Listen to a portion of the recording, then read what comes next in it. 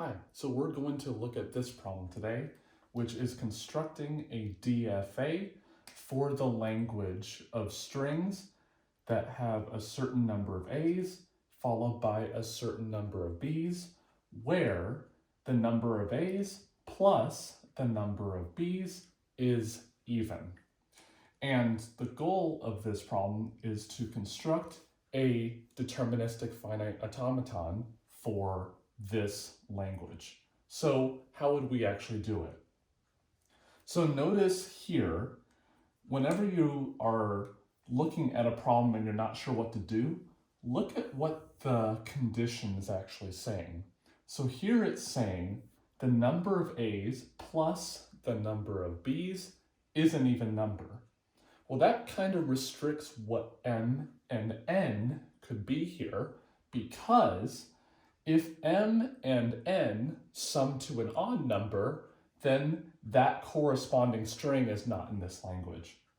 So this actually gives us two possibilities, one of which is that M is even and N is also even. And the other case is M is odd, but that implies that N is also odd. Okay, well, we could make a DFA for the first one, a DFA for the second one, and we want all the strings such that they're in camp 1 or in camp 2, but this is actually way too much work. We can approach this more directly. So when you're focused on problems like this, where there's no condition like something and something else, always try to approach it directly, and this is no exception. So notice something interesting about this language. There's a certain format of the strings that the A's have to come first and then the B's have to come second. So because the A's have to come first, well, we have the cases of where M is even and odd to work with. So let's start making the DFA then. Well, of course, there always has to be a start state, no matter what the DFA is. So let's just call the start state Q0. And if we want to consider the case of where M is even, then we can build a simple two-state machine for it, namely this one. Because if we have an even number of A's, we'll end up back at Q0. If we have an odd number of A's, we'll end up at Q1. And this will actually be really helpful for us. So consider the case of where we have an even number of A's, which means we end up back at Q0. So what do? Well, we're in this camp right now, which means we gotta accept the strings exactly when we have an even number of B's.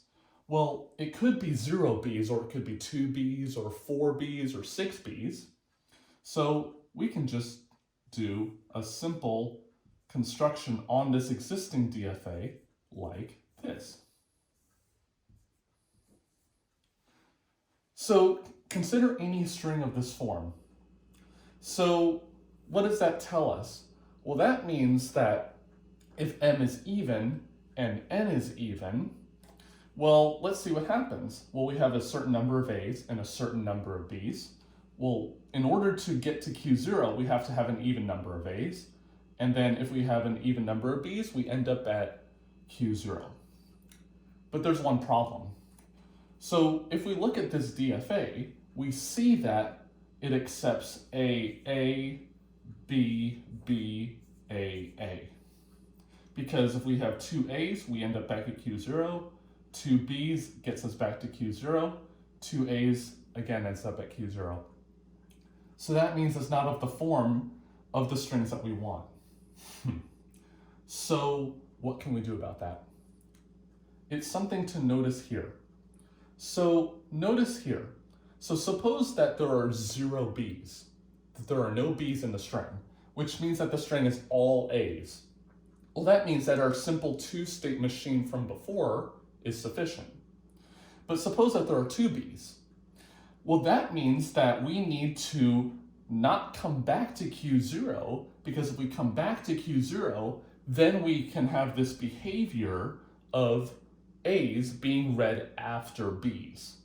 So my suggestion here is to go to another set of two states, like this.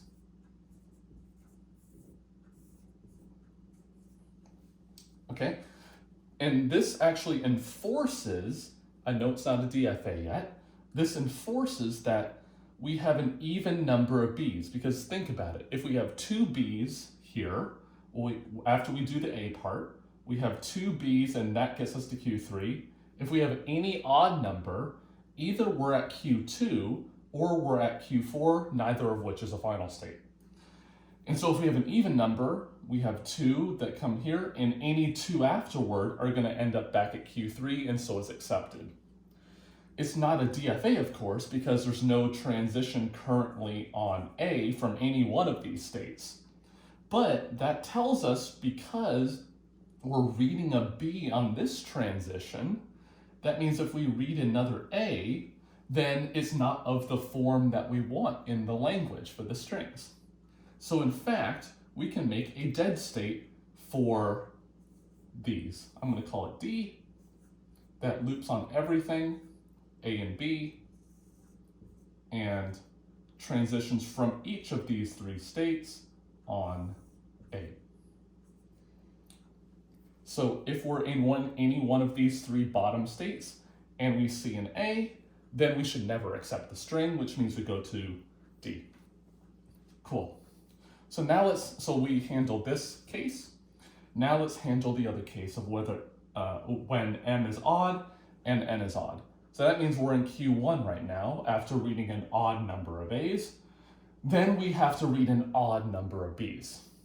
So one thing to keep in mind is if we have an odd number of B's, that means we have at least one B. So we can do a similar trick that we did down here, but over here. So instead of two B's to get to a two-state little machine to compute an even number of B's, we're going to do something different. We're going to have one B to a state called Q5, and here we're going to oscillate between two states with B's. And when is an odd number of B's? Well, let's see. So in Q1 we have 0 B's so far. Q5 we have 1 B, and every two more we're going to get an odd number of B's. So 1 plus an even number is, of course, odd. So that means that in Q5 we should accept. And like before, like these states down here, we need to have transitions on A that go to a dead state because we want to have a string that's not in this language to be not accepted. So from Q5, we're going to have a transition on A, and from Q6, a transition on A2. And that completes this DFA.